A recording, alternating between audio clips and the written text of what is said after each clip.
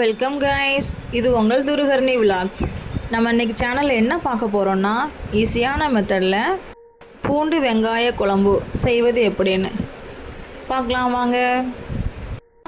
300 gram பூண்டு, 300 gram சின்ன வெங்காயம் ரெண்டுமே சேமாக உரித்து வச்சுருக்கேன்.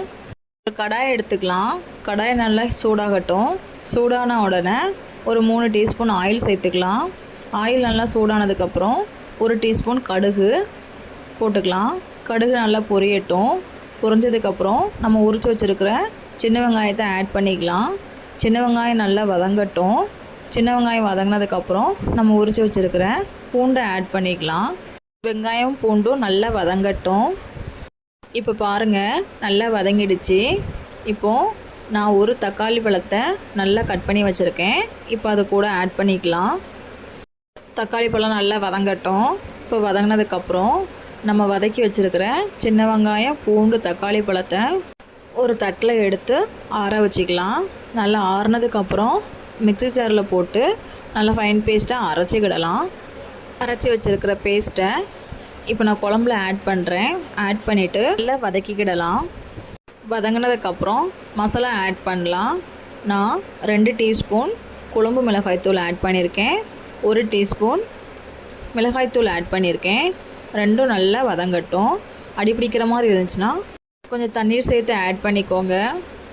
இப்போ குழம்போட பச்சை வாசனை எல்லாம் போய் நல்ல எண்ணெய் பிரிஞ்சு வந்திருக்கு. இந்த டைமிங்கில் நம்ம புளி கரைசல் ஆட் பண்ணிக்கலாம். நான் ஒரு எலுமிச்சை சைஸ் அளவு புளி எடுத்து ஒரு 15 நிமிஷம் ஊற வச்சுருக்கேன். இப்போது அதை ஆட் பண்ணிக்கலாம். குழம்புக்கு தேவையான உப்பு ஆட் பண்ணிக்கலாம். இந்த டைமில் நம்ம சின்ன துண்டு மண்டவெல்லம் ஆட் பண்ணிக்கலாம். மண்டவெல்லம் ஆட் பண்ணிவிட்டு ஒரு குத்து கருவேப்பிலை ஆட் பண்ணிக்கலாம். எல்லாம் சேர்ந்து நல்லா கொதி வரட்டும். கொதி வந்து நல்ல எண்ணெய் பிரிஞ்சு வரட்டும். அது வரைக்கும் வெயிட் பண்ணலாம்.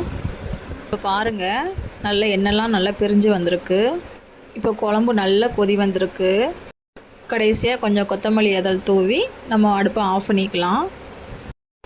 இவ்வளோதாங்க, ஈஸியான மெத்தடில் நம்ம வெங்காய பூண்டு குழம்பு வச்சாச்சு. நான் டேஸ்ட் பண்ணி பார்த்தேன். சுவை ரொம்ப நல்லா இருந்துச்சு.